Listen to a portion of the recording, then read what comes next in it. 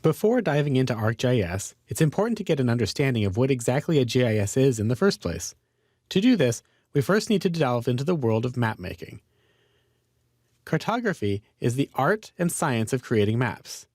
The artistic component comes from a deep application of design aesthetics, color theory, and legibility concerns. The scientific component requires an understanding of the physical, cultural, and environmental processes that shape our planet. Cartographers make maps in order to transfer information about the world to the map reader, and maps are often thought of as a storytelling device. In order to make a map and clarify often complex geographic interactions, a cartographer needs to know something about what is going on in the area of interest. For that, we need to gather data, and as it turns out, we need lots of data. But not just any old spreadsheet of values will help us make a map. For instance, we can pull up a data table about some cities that we're interested in telling a story about.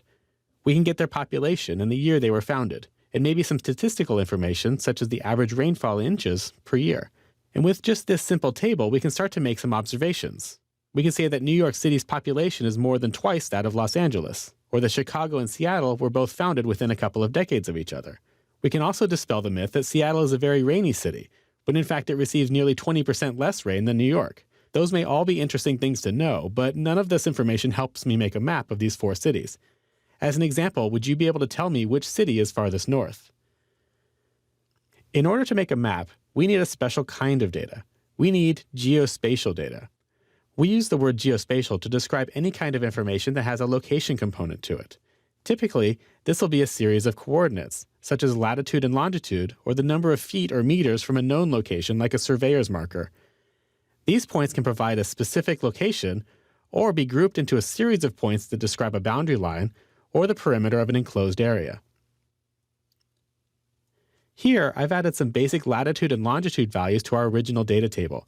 Latitude is the number of degrees north or south from the equator, and longitude is the number of degrees east or west from the prime meridian line, which runs from the North to South Pole through Greenwich, England. We can now start to make some comparisons about the cities based on their geography. For instance, we can see that New York is about 1 degree south of Chicago, and about 7 degrees south of Seattle, or that from Los Angeles to New York is a distance of about 44 degrees.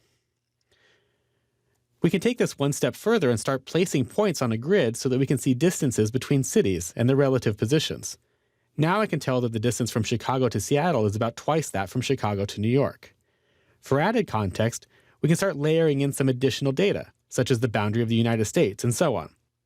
To further explore our rainfall data that we saw earlier, I would need to gather and layer in data on prevailing wind directions, mountain ranges, water bodies, and temperature. As you can tell, investigations into the geography of things can get quite complicated, even for a relatively simple study. So geospatial data tells us not only what is happening, it also tells us where it is happening. And as you might expect, interesting things are happening all around us. And all kinds of data about our world are constantly being measured and recorded by various sensors, surveys, and studies.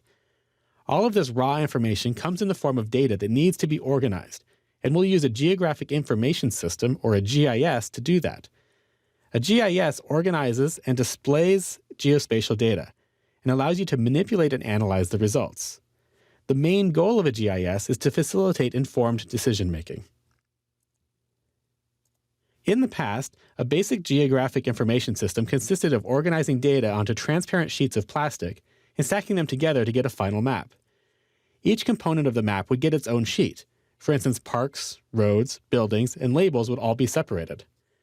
When you viewed the entire stack, you would then see the relationships between the various features on the finished map. If updates to any one component occurred, say a new building was constructed, only the building sheet would need to be updated and a new map was produced.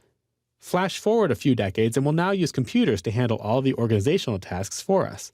But the concept of keeping separate layers of information still remains.